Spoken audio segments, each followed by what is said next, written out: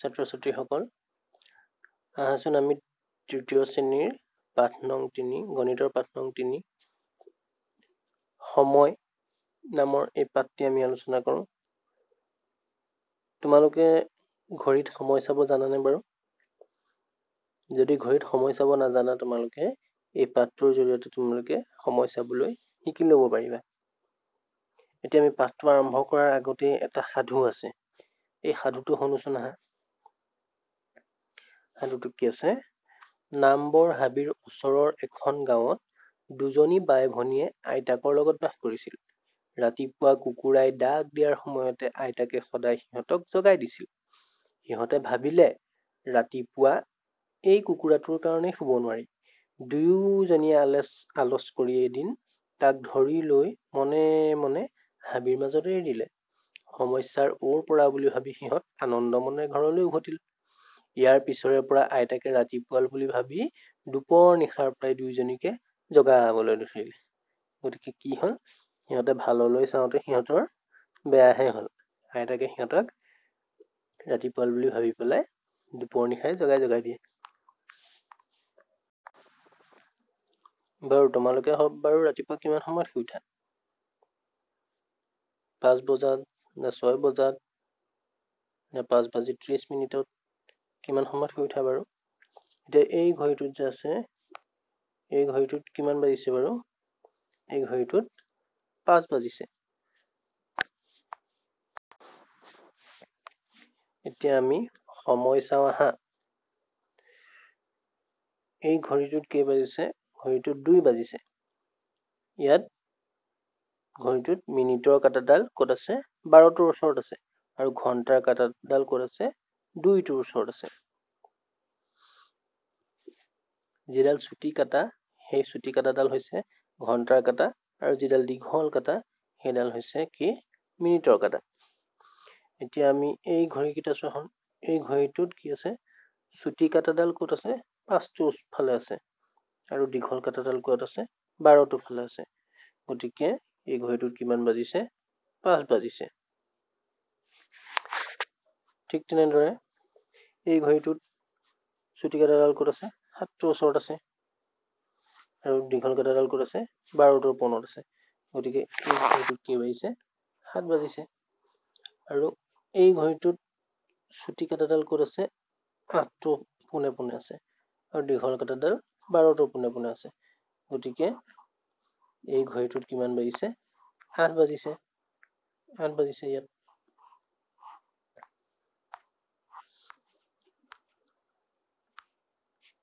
তোমালোকে এতিয়া তলত দিয়া সময়বিলাক, যিবিলাক সময় দিব লাগে, কাটা আঁকিব লাগে। এতিয়া তোমালোকে কাষতে এখন কেলেণ্ডাৰ দি আছে, এই কেলেণ্ডাৰখনলৈ মন কৰাচোন। এইখন হ'ল এখন ইংৰাজী কেলেণ্ডাৰ। কেলেণ্ডাৰখন 2019 চনৰ। এই কেলেণ্ডাৰখন চাই পেলাই আমি তলত কি দিছে, ওপৰৰ কেলেণ্ডাৰখনত তলৰ তাৰিখবোৰ ঘেৰ দিয়া। কেইটামান তাৰিখ কেলেণ্ডাৰখনত আমি বাছি পেলাই ঘেৰ দিব লাগে। প্ৰথমতে কি দিছে? জানুৱাৰী মাহৰ 2য় সপ্তাহৰ শনিবাৰ। জানুৱাৰী মাহৰ 2য় সপ্তাহৰ শনিবাৰটো আমি কেলেণ্ডাৰখনত বিচাৰি উলিয়াব লাগে। এতিয়া চোৱা, এইটো হ'ল জানুৱাৰী মাহ। গতিকে জানুৱাৰী মাহৰ এইটো 1, 2, 3, 4, 5 এইকেইটা কি হ'ল? প্ৰথম সপ্তাহত আছে। এইকেইটা প্ৰথম সপ্তাহ, আৰু তাৰ পাছৰ কেইটা দ্বিতীয় সপ্তাহ। এইকেইটা দ্বিতীয় সপ্তাহত আছে। গতিকে দ্বিতীয় সপ্তাহৰ শনিবাৰটো কোনটো হ'ব? দ্বিতীয় সপ্তাহৰ শনিবাৰটো হ'ব এইটো 12 তাৰিখটো, হয় নাই? এই 12 তাৰিখটো হ'ব দ্বিতীয় সপ্তাহৰ শনিবাৰটো।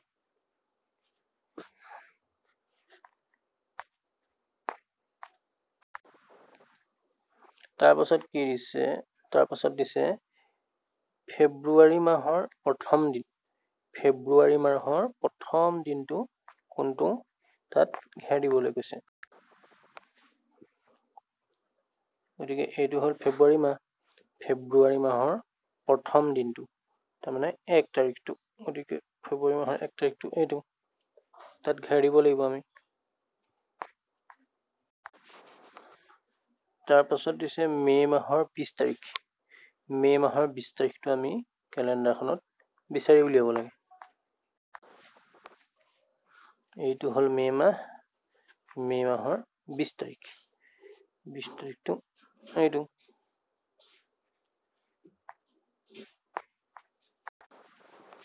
তাৰপাছত কি দিছে ভাৰতৰ স্বাধীনতা দিৱস। তোমালোকৰ মনত আছেনে বাৰু ভাৰতৰ স্বাধীনতা দিৱস কেতিয়া পাতে? আমাৰ ভাৰতৰ স্বাধীনতা দিৱস পাতে 15 আগষ্টৰ দিনা, হয় নাই? গতিকে আমি এতিয়া কেলেণ্ডাৰখনত 15 আগষ্টটো বিচাৰি উলিয়াব লাগিব। গতিকে আমি এতিয়া ইয়াত কি চাম? আগষ্ট। প্ৰথমতে আমি চাম আগষ্ট মাহটো। এইটো হ'ল আগষ্ট মাহ। এইটো আগষ্ট মাহ। গতিকে 15 তাৰিখটো এইটো। বুজি পালা? তাৰপাছত কি আছে?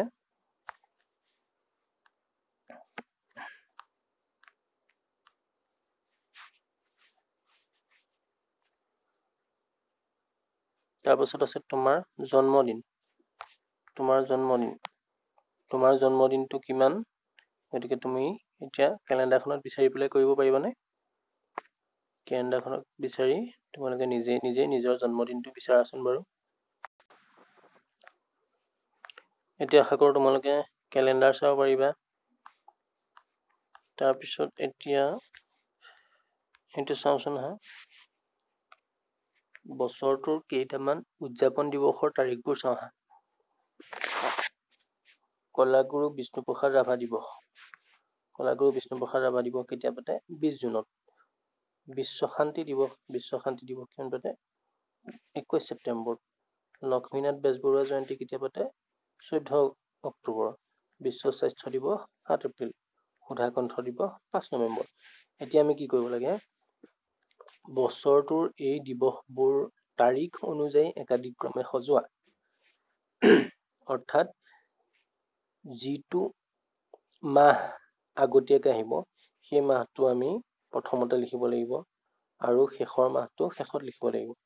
গতিকে ইয়াত প্ৰথমতে অহা মাহটো কোনটো আছে বাৰু? ইয়াত প্ৰথমতে অহা মাহ আছে এপ্ৰিল। এই এপ্ৰিল বিশ্ব স্বাস্থ্য দিৱস 7 এপ্ৰিল। এই 7 এপ্ৰিলটো আমি ইয়াত লিখিব লাগিব। বিশ্ব স্বাস্থ্য দিৱস 7 এপ্ৰিলটো আমি ইয়াত লিখিম।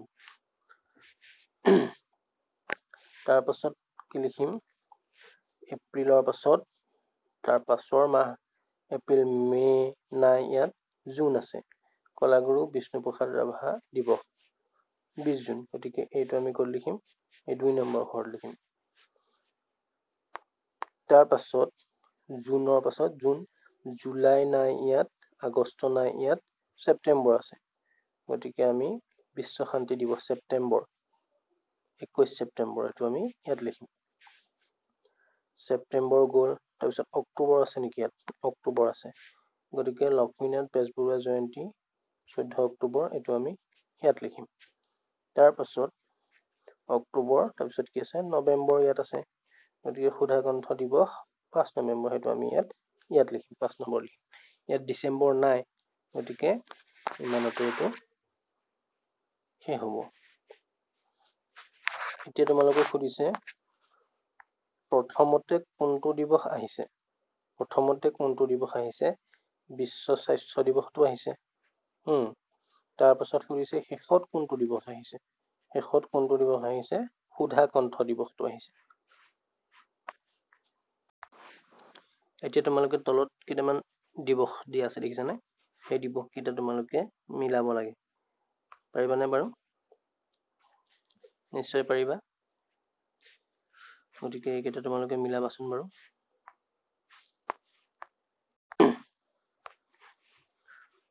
ধৰি লোৱা শিশু দিৱস যেনিবা 14 নৱেম্বৰ এনেকে মিলালা। শিক্ষক দিৱস 5 ছেপ্টেম্বৰ এনেকৈ মিলালা। এনেকৈ গোটেইকেইটা মিলাবাচোন তোমালোকে। এতিয়া এইফালে কি আছে চোৱাচোন। এইফালে আছে অসমীয়া 12 মাহৰ নাম লিখা। পাৰিবানে বাৰু 12 মাহৰ নাম লিখিব? নিশ্চয় পাৰিবা। বহাগ আছে, তাৰপিছত কি হ'ব ইয়াত? জেঠ হ'ব, আহাৰ, শাওণ, ভাদ, আহিন, কাতি, আঘোণ, পুহ, মাঘ, ফাগুন, চ'ত। তোমালোকে এইকেইটা লিখিবাচোন। এতিয়া আমি আগতে চালো ইংৰাজী কেলেণ্ডাৰ, এতিয়া আমি অসমীয়া কেলেণ্ডাৰখন চাওঁচোন বাৰু। ইয়াত যে দেখিছা এইখন হৈছে অসমীয়া কেলেণ্ডাৰৰ বহাগ মাহটো ইয়াত দিছে। এতিয়া বহাগ মাহৰ কেলেণ্ডাৰখনৰ তলতে কি দি আছে, মাহটোৰ প্ৰথম দিনটো কোন বাৰত পৰিছে। মাহটোৰ প্ৰথম দিনটো কোনটো, 1 তাৰিখটো। গতিকে 1 তাৰিখটো কোন বাৰত পৰিছে, দেওবাৰত পৰিছে, হয়নে বাৰু? গতিকে ইয়াত লিখিব লাগিব আমি দেওবাৰ। তাৰ পাছত দিছে মাহটোৰ শেষ দিনটো কোন বাৰত পৰিছে। ইয়াত মাহটোৰ শেষ দিনটো কোনটো, এই 31 তাৰিখটো। গতিকে 31 তাৰিখটো কোন বাৰত পৰিছে, এইটো ওপৰত দেখিছেনে, মংগলবাৰ। গতিকে ইয়াত লিখিব লাগিব মংগলবাৰ। তাৰপিছত দিছে মাহটোৰ সোমবাৰ কেইটাৰ ৰং দিয়া। সোমবাৰ কেইটাত ৰং দিবলৈ কৈছে। গতিকে ইয়াত সোমবাৰ কেইটা কোন কেইটা, এইকেইটা। 2 তাৰিখটো সোমবাৰ, 9 তাৰিখটো সোমবাৰ, 16 তাৰিখটো সোমবাৰ, 23 তাৰিখটো সোমবাৰ, 30 তাৰিখটো সোমবাৰ। ইয়াত দিছে বহাগ মাহত কোনটো বিহু পালন কৰা হয় লিখা। বহাগ মাহত কোনটো বিহু পালন কৰা হয় আমি সকলোৱে জানো, হয় নাই, বহাগ বিহু। গতিকে ইয়াত তোমালোকে বহাগ বিহু লিখিবা। এতিয়া তাৰিখ লিখিবলৈ শিকোৱা।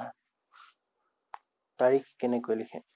অমলৰ জন্মদিন 2010 চনৰ মাৰ্চ মাহৰ 17 তাৰিখ। অমলৰ জন্মদিন কেতিয়া বুলি কৈছে, 2010 চনৰ মাৰ্চ মাহৰ 17 তাৰিখ। তাৰ জন্মৰ তাৰিখটো কেনেকৈ লিখিব পাৰো আমি, এনেকৈ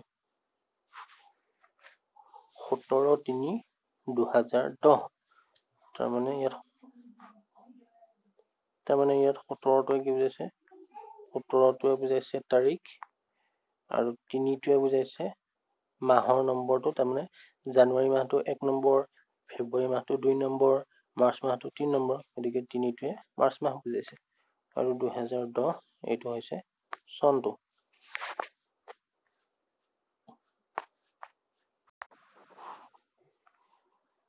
এতিয়া আমি তেনেদৰে এইকেইটা লিখিব লাগে। তলৰ তাৰিখবোৰ লিখোৱা হয়। 2019 চনৰ আগষ্ট মাহৰ 12 তাৰিখ। গতিকে প্ৰথমতে আমি কি লিখিম, তাৰিখটো লিখিম। 12 তাৰিখ বুলি কৈছে, গতিকে আমি লিখিম 12। তাৰপিছত কি লিখিম, আগষ্ট মাহ বুলি কৈছে, গতিকে আগষ্ট মাহটো কেই নম্বৰত আছে, জানুৱাৰী, ফেব্ৰুৱাৰী, মাৰ্চ, এপ্ৰিল, মে', জুন, জুলাই, আগষ্ট, 8 নম্বৰত আছে। গতিকে আমি ইয়াত লিখিম 8। তাৰ পাছত লিখিব লাগিব কি, চনটো। গতিকে চনটো কিমান কৈছে, 2019। গতিকে ইয়াত লিখিব লাগিব তাৰপিছত 2019।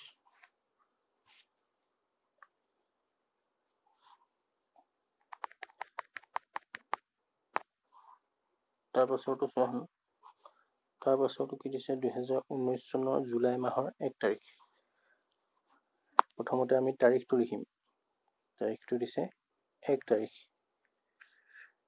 আৰু মাহটো কি দিছে, জুলাই মাহ। গতিকে জুলাই মাহটো কিমান নম্বৰত আছে, জানুৱাৰী, ফেব্ৰুৱাৰী, মাৰ্চ, এপ্ৰিল, মে', জুন, জুলাই, 7 নম্বৰ। গতিকে আমি ইয়াত লিখিম 7। তাৰপিছত চনটো লিখিম 2019।